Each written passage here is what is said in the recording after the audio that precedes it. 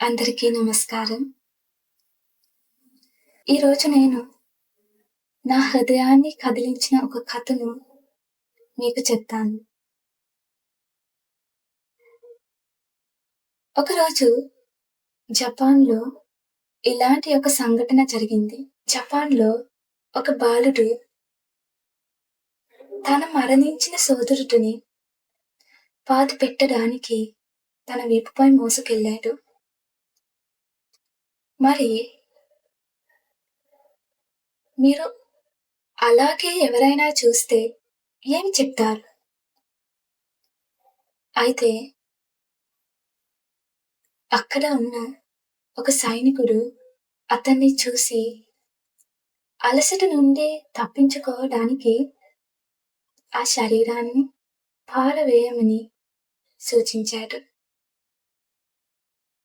అప్పుడు ఆ బాలుడు, అతను బరువుగా లేడు, అతను నా సోదరుడు అని బదులిచ్చాడు.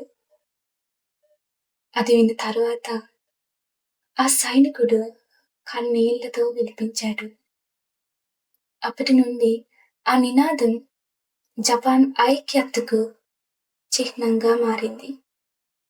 అతను బరువుగా లేడు,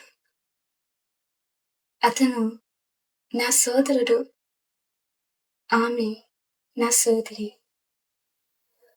మీరు అలసిపోయినా అతనికి సహాయం చేయండి. అతని బలం క్షీణించినట్లయితే అతనికి మీరు బలంగా ఉండండి. అతని తప్పు చేస్తే అతనికి క్షమించండి. ఈ ప్రపంచం అతన్ని వదిలినట్లయితే అతన్ని మీ వీపుపై మోసుకెళ్ళండి. ఎందుకంటే అతను బరువుగా లేడు, అతను మీ సోదరుడు. ఈ ప్రపంచంలో ఉన్న ప్రతి అందరూ మీ సోదరులు మరియు సోదరుమణులు.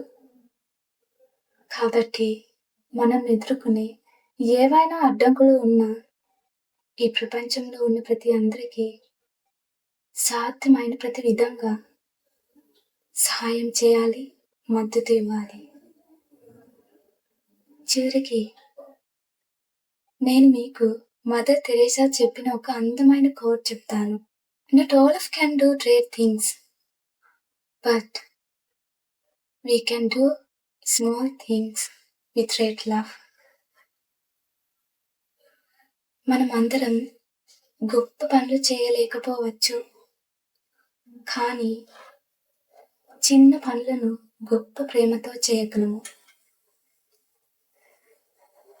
కాబట్టి ఇతరుల కోసం ఏదైనా చేస్తే అది హృదయపూర్వకంగా చేయండి. నేను ముందు చెప్పిన విషయం మర్చిపోకండి. ప్రపంచంలో ఉన్న ప్రతి అందరూ మీ సోదరులు మరియు సోదరుమణులు. ధన్యవాదాలు.